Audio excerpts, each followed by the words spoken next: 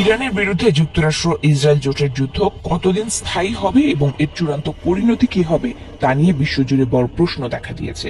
অবশ্য আফগানিস্তান ও ইরাকের মতো দীর্ঘস্থায়ী যুদ্ধের চোরাবালিতে নতুন করে আটকা পড়ার ভয়ে অনেকটাই ভীত যুক্তরাষ্ট্র। সমর বিশ্লেষকদের মতে আর তাই ইরানের সঙ্গে যুদ্ধ শেষ করতে সম্মানজনক পথ খুঁজছেন মার্কিন প্রেসিডেন্ট ডোনাল্ড ট্রাম্প, যার মাধ্যমে ইরান যুদ্ধে নিজেকে ট্রাম্প বিজয়ী হিসেবে দাবি করতে পারবেন। যুদ্ধ শুরুর পর থেকে ইরানের উপর যুক্তরাষ্ট্র প্রায় 2000টি এবং প্রায় 2800টি হামলা চালিয়েছে ইসরায়েল। এসব হামলায় ইরানের পারমাণবিক স্থাপনা, তেল শোধনাগার ও এমনকি বেসামরিক এলাকাগুলো ক্ষতিগ্রস্ত হয়েছে।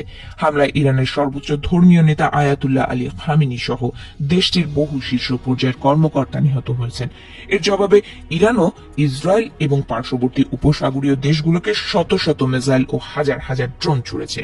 এসব হামলায় মার্কিন দূতাবাস ও সামরিক ঘাঁটিগুলোর ব্যাপক ক্ষয়ক্ষতি হয়েছে। যুক্তরাষ্ট্র ও ইসরায়েলের এত বিধ্বংসী হামলার পরও ইরানের পক্ষ থেকে আত্মসমর্পণের কোনো লক্ষণ নেই, বরং এখন পর্যন্ত তীব্র লড়াই চালিয়ে যাচ্ছে ইরান। এমনকি খামেনির মৃত্যুর পর ইরান দ্রুত তার ছেলে মুস্তফা খামেনিকে নতুন সুপ্রিম লিডার হিসেবে নিয়োগ দিয়েছে। এছাড়া সমঝোতার জন্য ওয়াশিংটনের দেওয়া সব প্রস্তাব তারা সরাসরি প্রত্যাখ্যান করেছে। এমনকি ট্রাম্প ইরানের ইসলামিক বিপ্লবী গার্ড বাহিনীকে অস্ত্র সমর্পণের আহ্বান জানালে তা কঠোরভাবে প্রত্যাখ্যান করে তারা।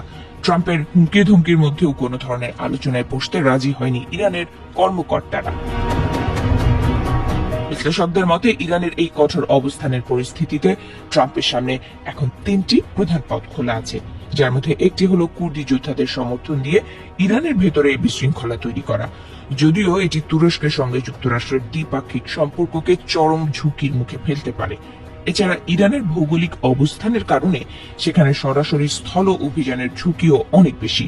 এ কারণে ট্রাম্প হয়তো শেষ পর্যন্ত ইরানের শীর্ষ নেতৃত্বকে হত্যার নতুন চেষ্টা করতে পারেন বলে মনে করা হচ্ছে। এছাড়া ইরানের সামরিক সক্ষমতা উল্লেখযোগ্যভাবে কমিয়ে দেওয়ার দাবি তুলে একতরফা বিজয় ঘোষণা করে যুদ্ধক্ষেত্র থেকে ট্রাম্প মার্কিন সেনাদের সরিয়ে নিতে পারেন বলেও মনে করছেন বিশ্লেষকরা। গত বছরের জুনে ইরানের উপর আগ বাড়িয়ে হামলা চালিয়ে কঠিন পরিস্থিতির মধ্য দিয়ে গিয়েছিল যুক্তরাষ্ট্র। সেবার ইরানের তীব্র প্রতিরোধের মুখে মাত্র 12 দিনের মাথায় তড়িঘড়ি করে একতরফা ভাবে যুদ্ধবিরতির ডাক দেন ট্রাম্প।